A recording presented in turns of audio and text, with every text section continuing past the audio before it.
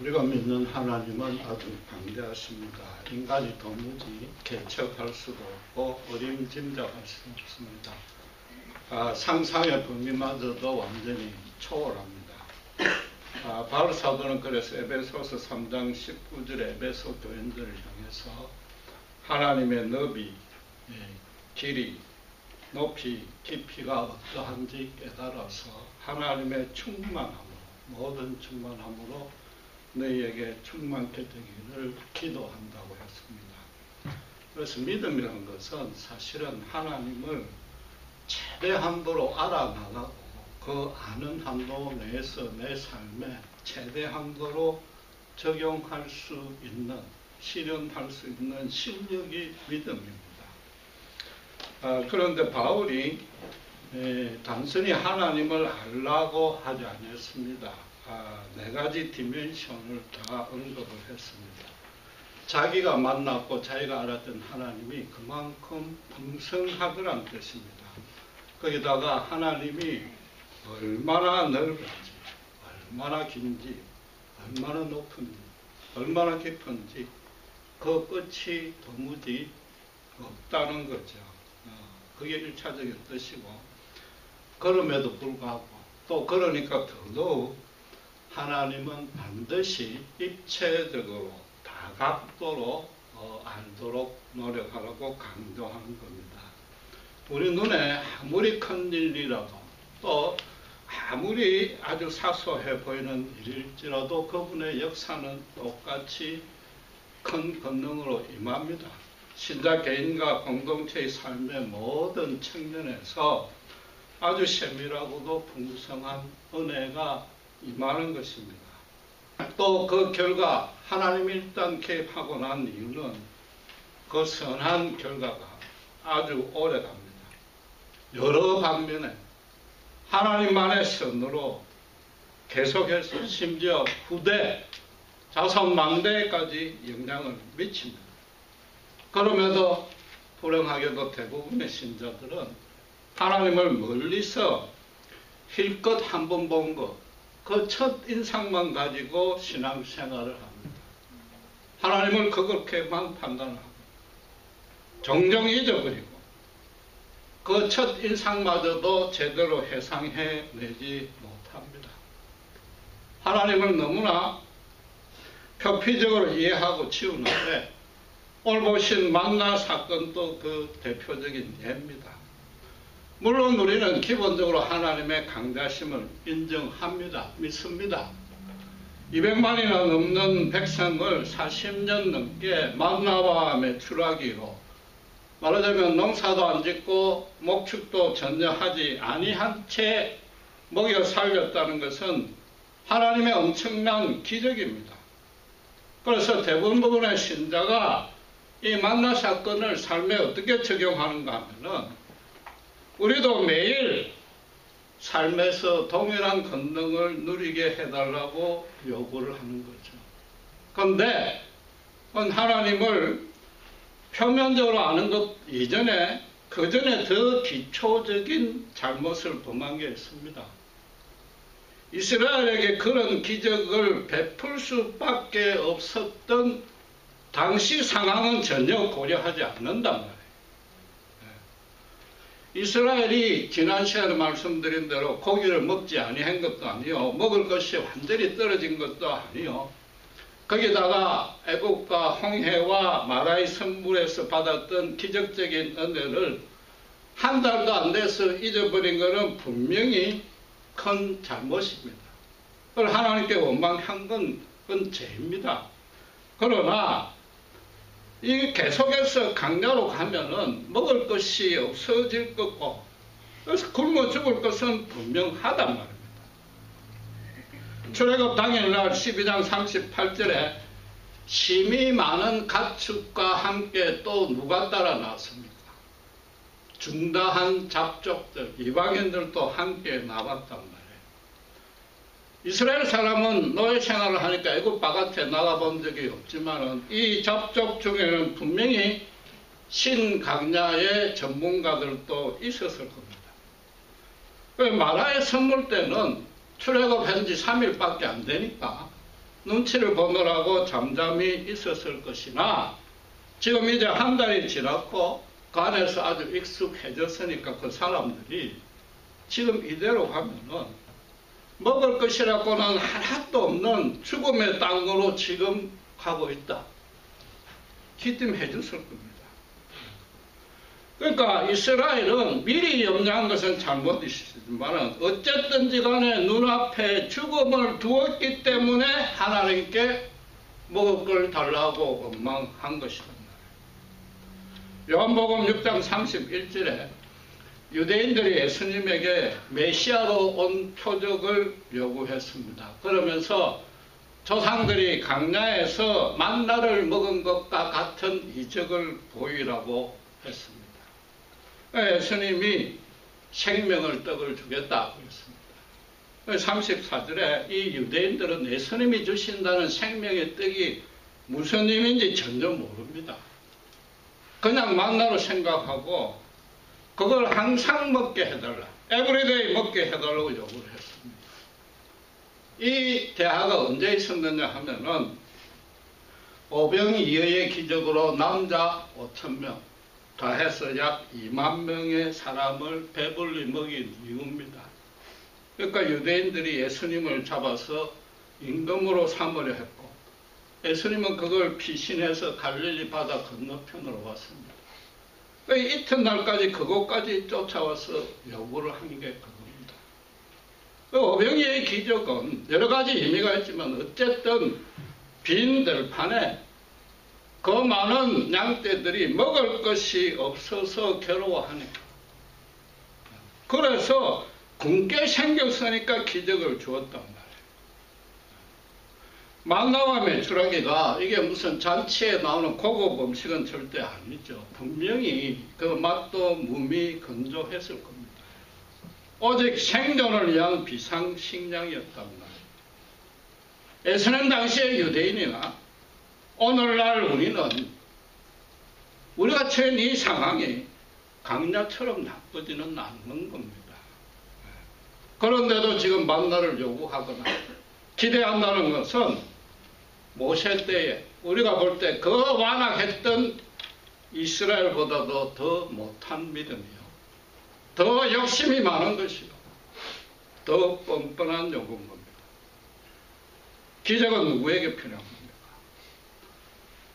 병원에서 시한부 선고를 받은 말기암 환자, 그것도 불신자에게 필요한 겁니다.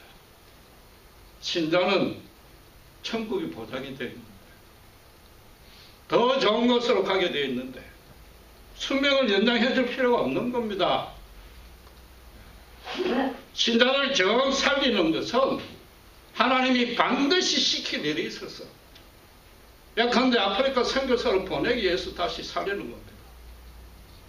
그걸 거꾸로 이야기하면은 죽을 병에 걸린 신자가 이양에 죽을 것, 내가 선교지에 가서 복음 전하다 죽어야지 하고 가면은 예상외로 거기서 나와서 오는 경우 종종 있습니다.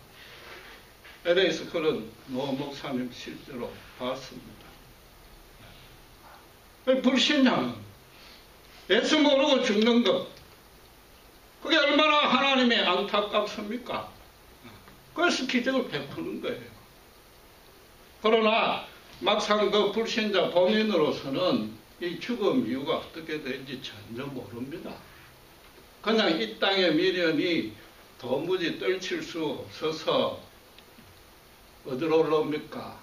개신교 금식 기도원으로 올라가는 거죠. 지푸라기라도 잡는 신등으로 갑니다. 그래서 손발 완전히 내려놓고 처분만 기다립니다. 세상과 인간의 모든 수관이 고갈됐습니다. 더 이상 다른 수가 없습니다. 그러니까 어떻게 돼요? 믿져야 본전이라는 심정으로 갑니다. 그러니까 안 낫더라도 원망할 처지가 아닌 겁니다. 하나님도 알지도 못하고. 어차피 그러니까 담담하게 죽음을 각오하면서 거기에 있단 말이에요. 그런 처지단 말이에요. 결국 기적이 뭐냐? 기적이라는 뜻이 뭡니까? 인간은 전혀 불가능한 일을 오직 하나님만이 하실 수 있는 일을 한 거다. 하나님이 아니고는 하실 수 없는 일을 한 거다. 하나님 쪽에서 보면은 당신께서 제정해 놓은 피조세계의 모든 운행 법칙을 일시에 all stop 시킨 겁니다. 기존의 창조 질서도 완전히 거슬러서 하나님 쪽에서 봐도 이건 비상수단이란 말이에요. 그래서 만약에 하나님이 그 말기암 불신자 환자를 구원주기로 작정했다면 단번에 이전보다 더 강건하게 치유해 주십니다. 그 자리에서 자리를 들고 일어나 걷게 해 주신다. 그 기적이 일어날 목적은 뭔가? 바울식으로 이야기하면은 하나님이 얼마나 충만하신가 그걸 깨닫게 해준다. 그게 유일한 목적인 겁니다.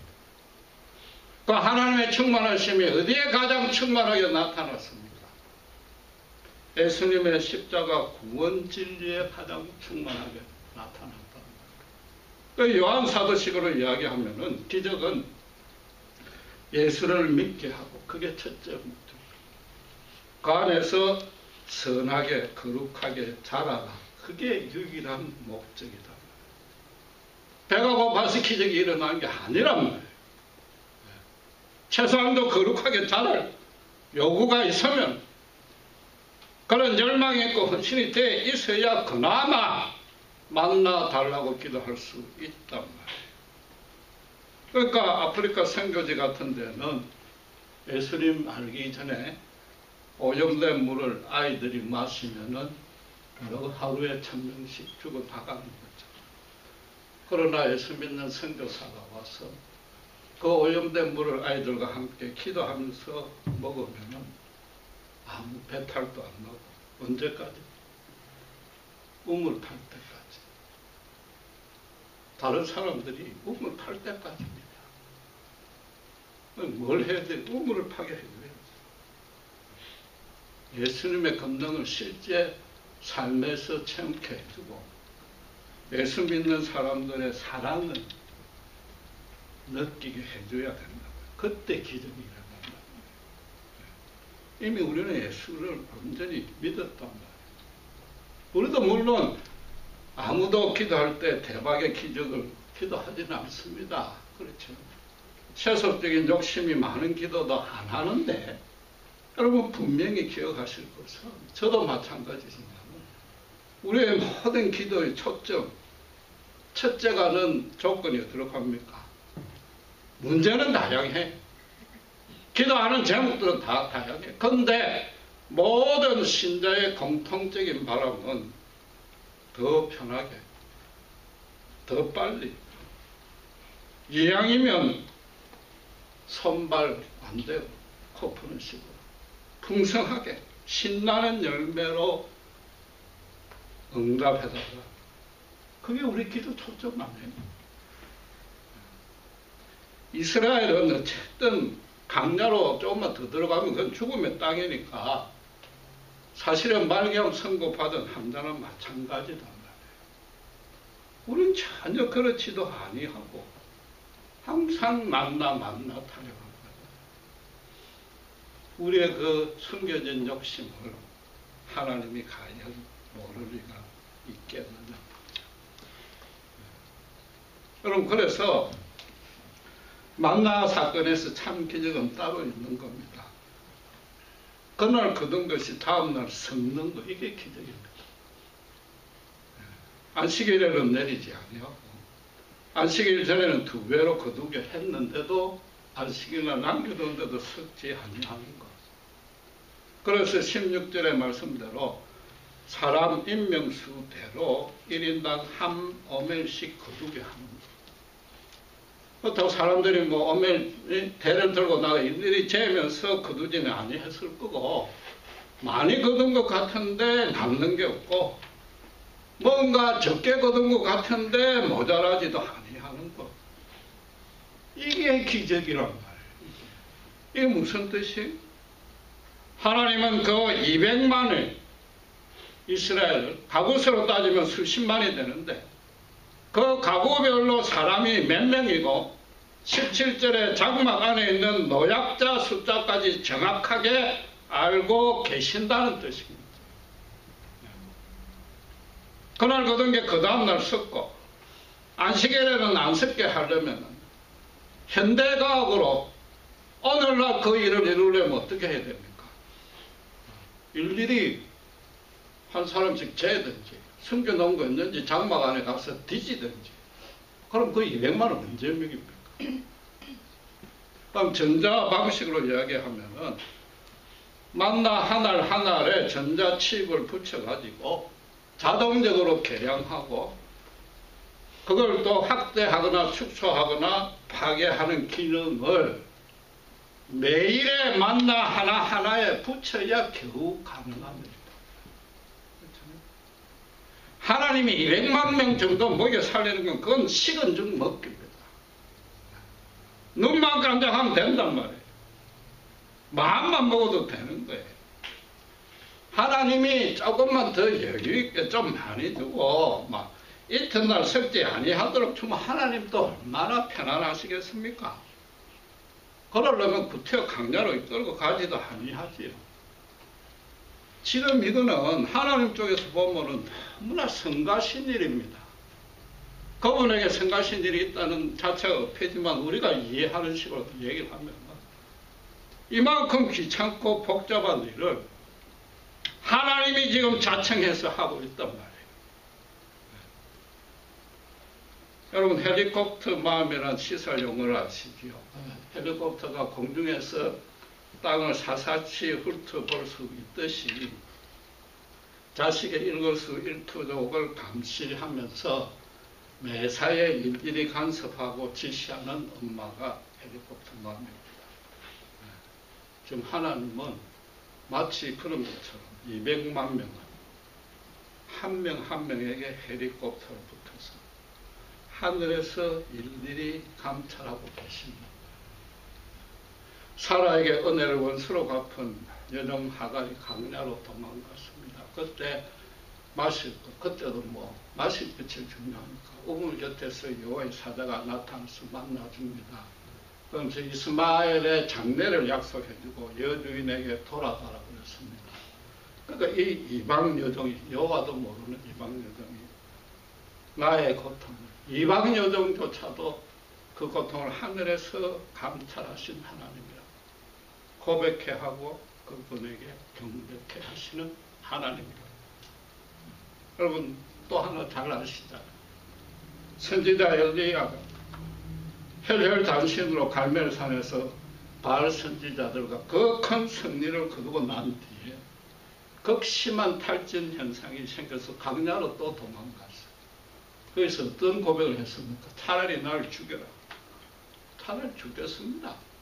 그때 하나님이 열왕기상 19장 4절 7절에 천사를 보내다 떡과 물을 만나와 엘림을 그 자리에서 베푸시고 여호와의 산 호렙산으로 인도해 갔단 말이에요. 만나의 진짜 기적은 이 200만 명이라는 거나 그 많은 사람을 먹였다는 그게 아니란 말이에요. 한 명 한 명에게 그 침 삼키는 순간까지도 놓치지 않냐고 머리카락까지도 세시는 이게 기적이단 말이에요. 그걸 언제까지 하셨다고요? 가나안 땅에 들어가서 농사를 지었으니까 만나를 거쳤다. 그때까지 never.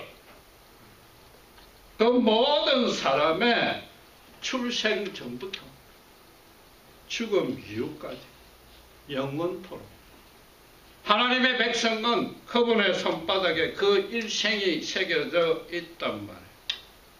하나님은 신자의 삶을 일상적인 삶 아무리 아무것도 아니고 때로는 넘어지고 쓰러지고 죄에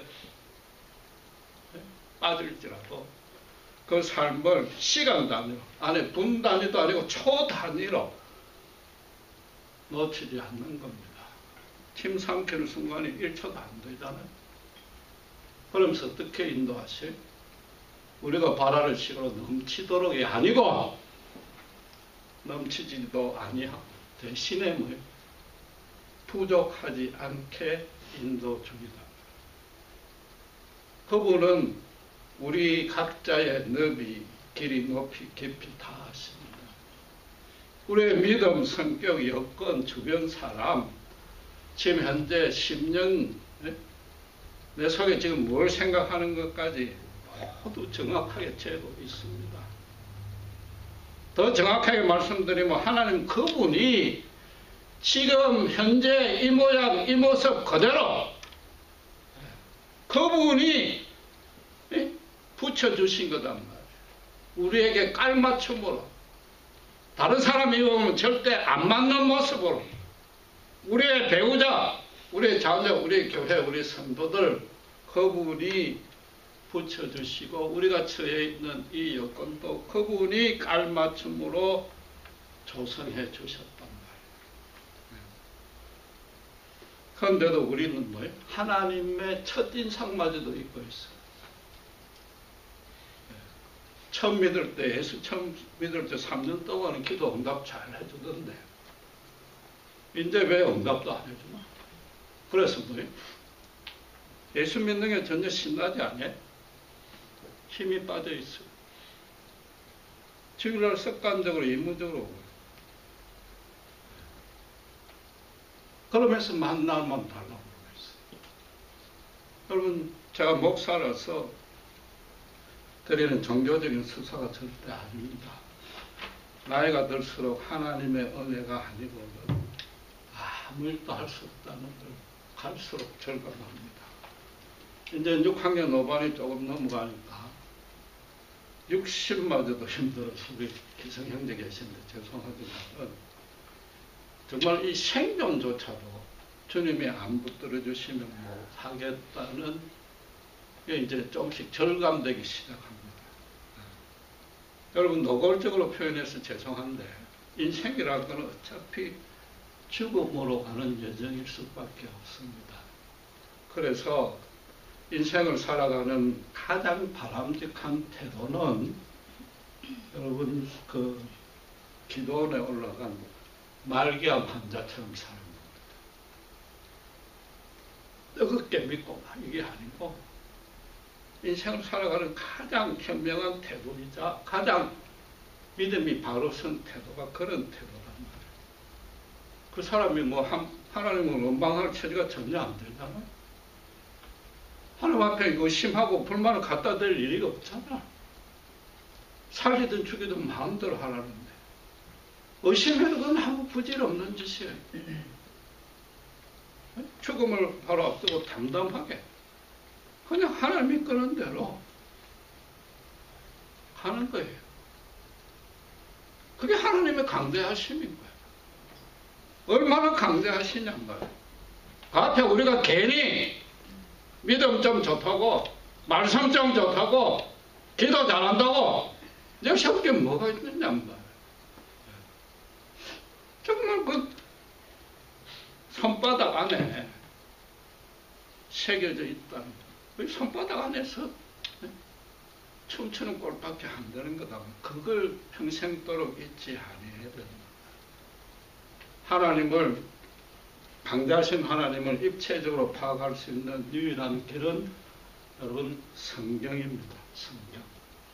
물론 우리가 기도해서 은혜 받는 개별적인 사건들도 있고 각자마다 여러 가지 다양한 사건으로 은혜해서 다양한 은혜를 받을 수 있습니다. 그러나 그것만으로는 그 전체를 엮을 수가 없단 말이에요. 그 다양했던 체험들을 하나로 엮어서 하나의 일관된 원리, 내 가치관, 내 진리, 평생 동안 붙들고 살만한 의미를 찾을 수 있는 길은 성경뿐입니다. 그러니까 신구약 전체 66권에 비추어서 내 신앙 체험 은혜도 판단을 해야 되고 성경도 마찬가지예요. 만나 사건도 최소한도 출애굽기 한 권 전체에서 그 컨텍스트에서 만나 사건을 해석할 수 있어야 된단 말이에요. 초디멘션으로 잴 수 있어야 된다. 그게 성경을 읽는 법이단 말이에요. 그런데 우리는 어떻게 첫인상마저도 자꾸 있는 이유는 성경마저도 그냥 힐끗힐끗 치워버린다. 읽고 치운답니다. 여러분 몇 번 이야기한 대로 400년간의 노예 생활은 연약한 한 가문을 창성케 했던 하나님의 비책입니다. 또 애굽에서의 9가지 자연 재앙의 모습의 기적은 제가 복잡해서 일들이 설교에 설명을 안 했지만은 그 전부가 애굽의 우상신들, 그 수많은 신들 중에서도 애굽 사람들의 일상생활에 직접 영향을 주는 신들만 골라가지고 완전히 무력화시킨 겁니다. 그냥 큰 힘을 보이는 게 아니에요. 400년 동안 우상에 지금 찌들어 있으니까 그걸 브레인스톰 시키는 거예요. 이스라엘 사람들. 그런데 애굽 주술사들도 첫 번째 나일강을 피로 만드는 것과 개구리면 둔갑하는 것 흉내를 냈습니다. 그렇죠. 그러면서도 세 번째 이 재앙에 이가 끓는 재앙에 가서는 이건 도무지 우리는 할 수 없습니다. 이건 천지를 주관하시는 분 아니고는 불가능하다고 주술사들마저도 시인했습니다. 그런데 그보다 더 중요한 것은 처음 두 번 피로 만든 것과 개구리도 이 사람들은 원상 회복을 시킬 수가 없었습니다. 왜? 눈가림으로 속임수를 썼으니까. 그러나 모세는 뭐예요? 여호와의 말씀 한마디로 그걸 다 원상 회복을 순간적으로 단번에 시켰단 말이에요. 천지를 창조하시고 그 운행 질서를 부여하신 하나님이 아니고는 그건 불가능한 일이란 말이에요. 그냥 자연 현상이 아니란 말이에요. 그때도 자연 현상을 일시에 올스톱 시킨 겁니다. 그 다음에 애굽의 장자가 죽는 것은 인간의 생명을 주관하시는 하나님을 증명했고, 그런 하나님을 거절할 때 심판하는 하나님이라는 걸 증명한 거다. 홍해의 기적은 뭐냐? 그래서 이 땅 전체를 언제든지 물로 불로 심판하고 새롭게 변화시킬 수 있는 분이라는 걸 홍해에서 보여주었단 말이에요. 마라의 선물과 지금 만나 매출하게 뭐예요? 하나님인 백성의 그 일상적인 삶마저도 침 삼키는 순간까지도 하나님이 붙들고 있다. 생존에 필요한 모든 것도 오직 하나님이 공급해 준다. 그 뜻이었고, 안식일을 거룩하게 지키라는 건 뭐예요? 하나님께 전적으로 의지하라는 뜻뿐만 아니라 지금까지의 그 모든 기적들은 이 물질계 공간 안에서 일어난 개별적인 사건이요 기적이었습니다. 그러나 안식일을 지켜라. 시간의 주인도 하나님입니다. 200만 명의 인생의 각 한 사람 한 사람을 출생에서부터 사망까지 그 중간에 강간에서 80년을 살아도 숨쉬는 것, 그 모두를 하나님이 주관하신다는 겁니다. 거기에 뭐예요? 만나가 섞는단 말이에요. 그 다음날 놔뒀더니 섞는다. 이게 무슨 뜻이에요? 인간의 어떤 치사한 짓도 하나님도 속일 수 있을 거라고 생각하고 해결치 않고 있던 거예요. 죄, 거짓, 욕심, 엄란, 우리 속에 있는 저주, 분노 모두 하나님은 앞에 절대 숨길 수 없다는 뜻이단 말이에요. 단순히 석회하는 능력이 문제가 아니다. 그 200만 명 중에 누가 어떤 욕심을 가지고 어떤 마음인지 다 캐치하셨다는 뜻이다. 핸디캡, 헬리콥터 마음과는 비교가 안 될 만큼 하나님이 우리의 행동, 입술의 말, 마음의 생각, 영이 잠시 미혹되어 있는 것, 그 영이 하나님과 등을 치고 있는 것, 그것도 다 아신단 말이에요. 아무리 신자라도 하나님, 특별히 불신자, 흑암에 휩들려서 하나님과 등을 치고 있다면 하나님의 그 거룩하시고 강대하신 뜻대로 그 계획 안에 들어가 있지 못하기 때문에 인간의 눈에는 아무리 선해 보이고 좋아 보이는 인간 문화가 하나님 보시기에 아무것도 아닌 거죠. 섞는 것이고 그걸로는 인간에게 절대 만족을 못 준다는 걸 하나님이 더 잘 아시기에 만나와 매출을 주셔가지고 안식일 훈련을 시킨단 말이에요. 여러분, 애굽에서 나올 때 힘이 많은 가축과 중강한 잡족들이 따라 나왔는데 딱 이 시점이 어떻게 됐습니까? 그게 뭐 완전히 무용지물이 됐잖아요. 그렇잖아요. 그 가축 그렇게 많이 데리고 나오고 사람들 그렇게 많이 데리고 나오고 지금 와서 아무짝에도 쓸모없게 됐단 말이에요. 거기다 더 중요한 게 하나 있습니다.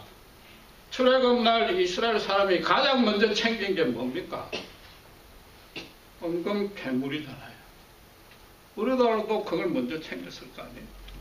하나님의 강대하심이 그 안에 있는 겁니다. 은금 괴물을 챙기게 한 가운데 너무나 중요한 뜻이 여러 개 있는데 오늘 하나만 딱 말씀드리면 이겁니다. 본문의 상황에 와서는 그 많은 은금 괴물이 무슨 의미가 있는지 그렇죠. 걸어가기에 무겁기만 하잖아요. 가축이나 이방 족속은 혼자서라도 따라오죠. 그 치장거리는 거예요. 하나님이 강야로 이끌고 와서 만나를 주시는 그 강대한 뜻을 여러분 조금이라도 이제 이해하시겠습니까? 강야에 와서 물도 없고 완전히 굶게 했단 말이에요. 그 이스라엘 200만 명 앞에 어떤 질문을 지금 던지는가 하면은, 자, 이 은금패물 전부 하고, 자, 만나 매출하게 한 오면 하고, 어느 것 택할래? 은금패물 다 내고 이거 바꿀래? 이 얘기를 던지는 겁니다. 여러분, 한 부자 청년이 잘 아시다시피 예수님에게 찾아와서 어떤 일로 해야 구원을 얻습니까? 했습니다. 그 어떤 일이라고 물었기 때문에 예수님도 거기에 맞춰서 율법을 다 지키라고 했습니다.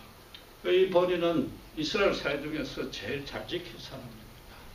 구제도 제일 열심히 했습니다. 최고로 선한자였습니다. 그때 예수님이 언뜻 들으면 도무지 우리로서는 이해가 안 되는 말을 합니다. 너 재산을 다 팔아서 가난한 자에게 나눠주라. 그리고 나를 따르라고 합니다. 이게 신자니까 구제를 최대한도로 도덕적으로 가장 선하게 살아라. 그런 단순한 계명이 아니단 말이에요.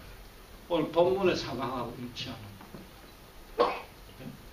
만나 한 오멜과 하나님이 주시는 영생의 뜻과 예수님의 생명의 뜻과 네가 갖고 있는 은금패물 전부와 둘 중 어느 걸 택할래?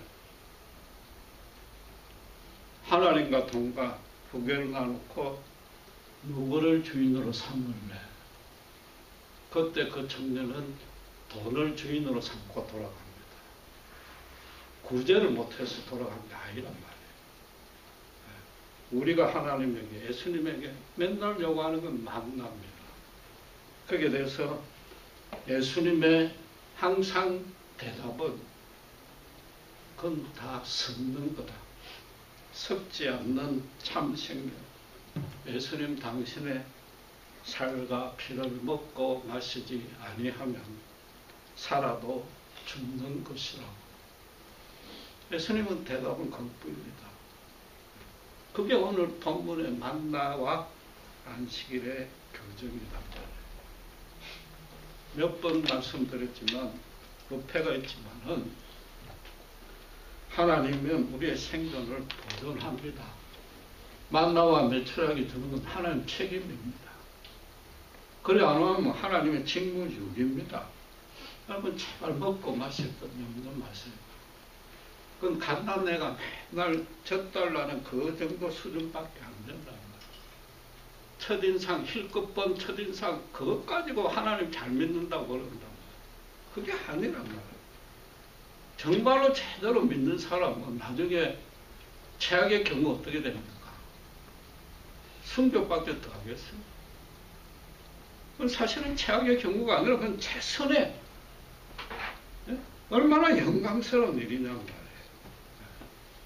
만나를 이틀 동안 두었을 때 섞게 만드는 이 하나님의 참 기준을 여러분 깨닫고 삶에 실현하셔야 됩니다. 우리 침 삼키는 동안 또 감찰하시는 분입니다. 지금까지 있었던 가금 고도와 지금 현재 모두 앞으로 있을 모든 일이 오직 하나님의 은혜입니다. 그래서 주일날, 현대 안식일 주일날 우리 스스로 우리에게 질문할 내용은 예수님이 부자 청년에게 던진 그 질문입니다. 예수 없는 부귀영화는 예수 따라가면서 세상에서 몸을 핍박하더라도 주의 백성으로 거룩하게 살면서 또 주의 복음 전하면서 나로 인해서 단 한 명이라도 예수를 알게 하고 그와 함께 같이 주일 예배 보고 공동체 만들어가는 그 일을 할래. 그 질문뿐이단 말이에요. 이 둘째 질문에 아무 주저함 없이 예스 할 수 있어야 예수님의 참 제자요. 예수님을 따라가고 있는 거다. 아니 그게 참 믿음인 거예요. 그럼 어떤 권능이 따라? 매일 주는 만나 메트로에 건너가는 당연히 따르는 거예요. 진짜 권능이 뭐냐? 그랬을 때 세상 앞에, 죄악 앞에, 사탄 앞에, 사망 앞에 당당히 설 수 있는 권능을 주신다. 그래야 그 주일, 안식일을 제대로 지킨 것이다. 기도하겠습니다. 하나님 아버지 감사합니다. 우리가 하나님을 너무나 표피적으로 성경마저도 힐끗힐끗 거칠애로 읽고 있음을 이 시간 고백합니다. 출애굽 당일 해방의 기쁨에 가장 먼저 챙긴 것이 은금패물인데 강야에 와서 그 추정스럽고 아무 쓸데없는 것으로 바꾸시는 하나님, 대신에 아무 맛없는 만나만 매출하게 주시는 하나님, 그 가운데 참 기적이 있고 우리가 믿는 하나님만의 강대하심이 있음을 깨닫습니다. 정말 날마다 만나만 달라고 그냥 더 편하고 빨리 응답되는 그 길에만 우리 모든 믿음의 정력을 쏟아붓고 있는 저부터도의 그 잘못을 시야 깊이 회개합니다. 참으로 하나님의 그 강대하신 너비와 길이와 깊이와 높이를 제대로 깨달아 알아서 최대한도로 아는 만큼 이 평생을 보내고 알았던 만큼 최대한도로 우리 삶에 적용할 수 있는 제자들에게 복내려 주시옵소서. 그리하여 우리를 통해서 우리의 종교적인 모습이 아니라 우리를 통해서 예수님의 참 생명의 뜻과 뜻이신 살과 피를 주위에 나눌 수 있는 그런 자리에 이룰 수 있도록 한 사람도 빠지지 않고 다 이룰 수 있도록 주님 축복해 주시옵소서. 감사합니다. 우리 주 예수 그리스도 이름으로 기도드렸습니다.